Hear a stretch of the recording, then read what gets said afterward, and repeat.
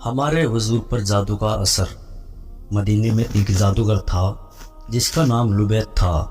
ایک بار مدینہ کے بہت سے یہودی اس جادوگر کے پاس آئے اور کہنے لگے کہ اے لبید، تم تو دیکھ ہی رہے ہو کہ یہ محمد کیسے اپنے دین کو پھیلاتے جا رہے ہیں۔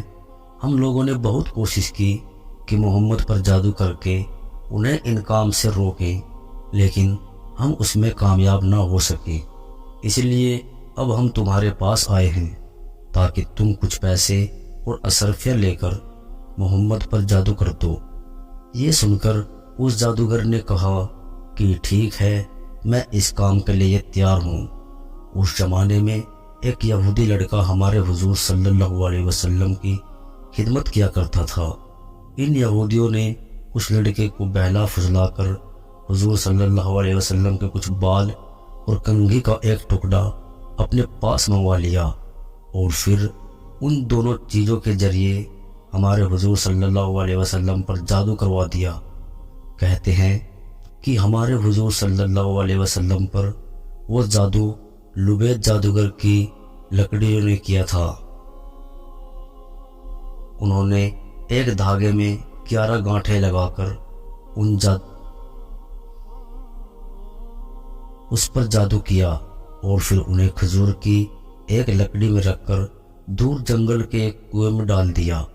ہمارے حضور صلی اللہ علیہ وسلم پر اس جادو کا یہ اثر ہوتا تھا کہ حضور صلی اللہ علیہ وسلم اپنے آپ کو بندھا ہوا محسوس کرتے تھے اور کسی کام کے بارے میں یہ خیال ہوتا تھا کہ وہ کام تو میں کر چکا ہوں، لیکن ابھی وہ کام نہ کیا ہوتا، اور جو کام کر چکے ہوتے اس کے بارے میں خیال آتا کہ ابھی میں نے یہ کام نہیں کیا ہے۔ لیکن سب کے باوجود جادو کا جو اثر تھا وہ بس آپ کے جسم پر ہی ہلکا پھلکا تھا۔ نبوت میں اس کی وجہ سے کبھی ایسا فرق نہیں پڑا کہ جادو کی وجہ سے آپ نے کوئی غلط بات کہی ہو یا قرآن کی کوئی آیت بھول گئی ہوں۔ ایک بار ہمارے حضور صلی اللہ علیہ وسلم حضرت عائشہ کے گھر پر موجود تھے۔ آپ نے خوب دعا کی اور اس کے بعد آپ کو نیند آ گئی اور آپ سو کر جب اٹھے تو حضرت عائشہ سے کہنے لگے کہ اے عائشہ، اللہ نے ہماری دعا سن لی ہے۔ حضرت عائشہ نے پوچھا کہ کون سی دعا اے اللہ کے رسول؟ حضور صلی اللہ علیہ وسلم نے فرمایا کہ ابھی خواب میں میرے پاس 2 فرشتے آئے تھے، ان میں سے ایک نے دوسرے سے کہا کہ یہ محمد کو کیا ہوا ہے؟ تو دوسرے نے جواب دیا کہ ان پر جادو کیا گیا ہے۔ پہلے فرشتے نے پوچھا کہ کس نے جادو کیا ہے؟ تو دوسرے فرشتے نے جواب دیا کہ مدینہ کے ایک جادوگر نے ان پر جادو کیا ہے۔ پہلے فرشتے نے پوچھا کہ کس چیز پر جادو کیا ہے؟ دوسرے نے جواب دیا کہ ان کی کنگھی اور بالوں پر۔ پہلے والے فرشتے نے پوچھا کہ وہ کہاں ہے؟ تو دوسرے فرشتے نے جواب دیا کہ وہ کنگھی اور بال جنگل کے ایک کنویں کے اندر پتھر کے نیچے رکھے ہیں۔ پہلے فرشتے نے پوچھا کہ اب انہیں کیا کرنا چاہیے؟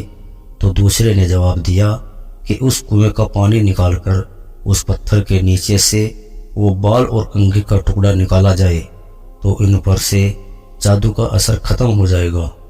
پھر حضور صلی اللہ علیہ وسلم نے کچھ صحابہ اکرام کو جنگل کے اس کنویں کی طرف بھیجا کہ جس کے بارے میں ہمارے حضور کو خواب میں بتایا گیا تھا کہ اس کنویں میں آپ کے بال اور کنگھے پر جادو کر کے ڈالا گیا ہے۔